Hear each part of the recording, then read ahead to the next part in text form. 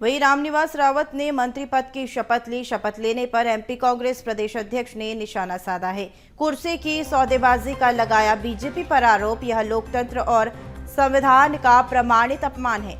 राज्यपाल मंगूभाई पटेल पर भी सवाल उठाए गए। जीतू पटवारी ने लिखा कि यह स्थापित परंपरा है कि सरकार और विपक्ष अलग होते हैं, लेकिन लोकतंत्र की हत्या व कुर्सी की सौदेबाजी के लिए कुख्यात भाजपा ने कांग्रेस विधायक को ही मंत्री पद की शपथ दिला दी है। यह लोकतंत्र और संविधान का प्रमाणित अपमान है। जबकि कांग्रेस विधायक रामनिवास रावत की विधानसभा सदस्यता समाप्त करने के लिए भी विधानसभा अध्यक्ष के समक्ष पर्याप्त आधार एवं प्रामाणिकता के साथ ही प्रतिवेदन दिया था।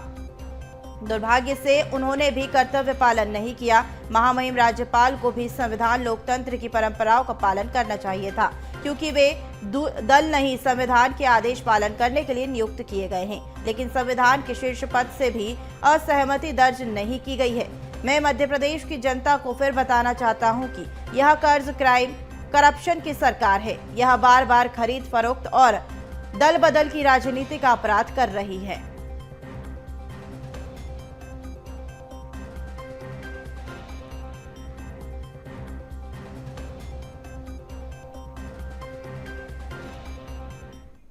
वहीं हमारे साथ इसी खबर पर अधिक जानकारी के लिए रंजन भगत हमारे संवाददाता भोपाल से जुड़ चुके हैं। रंजन, कैबिनेट मंत्री का अब दर्जा मिल चुका है रामनिवास रावत को, तो क्या कुछ जानकारी है?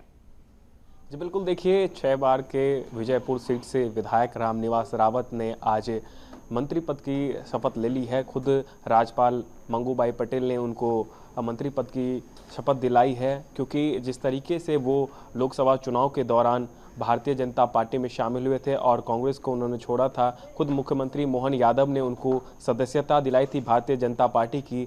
उसके बाद से लगातार कयास लगाए जा रहे थे कि वो जल्द ही किसी मंत्री पद पे शुमार हो सकते हैं, जिसके बाद से आज उन्हें जो है मोहन कैबिनेट में जगह दे दी गई है। हालांकि सबसे पहले अगर हम बात करें तो पिछले कई दिनों से ये कयास लगाए जा रहे थे कि और भी मंत्री जो हैं वो शपथ लेंगे, जिसमें निर्मला सप्रे और कमलेश शाह जो कि अमरवाड़ा उपचुनाव लड़ने जा रहे हैं, 10 तारीख को उपचुनाव भी होना है।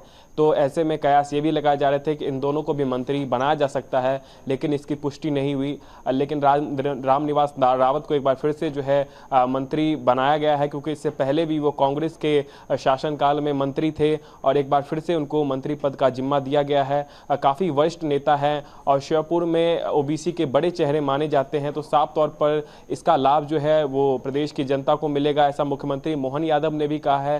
तो जितने भी अगर बात करें तो रामनिवास रावत जो है भारतीय जनता पार्टी में काफ़ी वरिष्ठ नेता अब हो गए हैं और लगातार जो कई सारी बैठकें हो रही है उसमें भी उनको आमंत्रित किया जाता है। पार्टी के जो भी बड़े निर्णय होते हैं उसमें भी उनको बुलाया जाता है। तो ऐसे में जब उनको मंत्री पद दिया गया है, अब देखने वाली बात यह होगी कि उनको कौन सा विभाग दिया जाता है, क्योंकि मोहन सरकार के पास भी कई सारे विभाग हैं। खुद मुख्यमंत्री मोहन यादव कई सारे विभागों को संभाल रहे हैं। ऐसे में हो सकता है कि मुख्यमंत्री अपना एक विभाग जो है रामनिवास रावत को दे, ऐसी एक बड़ी जानकारी सामने आ रही है। लेकिन देखने वाली बात यह होगी कि अब उनको कौन सा जिम्मेदारी दिया जाता है। जी। साथ ही यहाँ पर 3 लोगों के नाम को लेकर भी चर्चा बनी हुई है, क्योंकि अभी 3 मंत्रिमंडल के पद जो है वो खाली पड़े हुए हैं।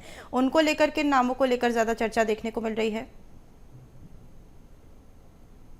विधायक है निर्मला सप्रे, उन्होंने भी जो है कांग्रेस का दामन छोड़ भारतीय जनता पार्टी में शामिल हुई थी। और दूसरा नाम कमलेश शाह का है, जो कि इस बार भारतीय जनता पार्टी से अमरवाड़ा से उपचुनाव लड़ रहे हैं। तो ऐसे रंजन, मैं आपको रोकना चाहूंगी, हमारे साथ कुछ मेहमान मौजूद हैं, उनसे चर्चा कर लेते हैं। तो हमारे साथ बीजेपी से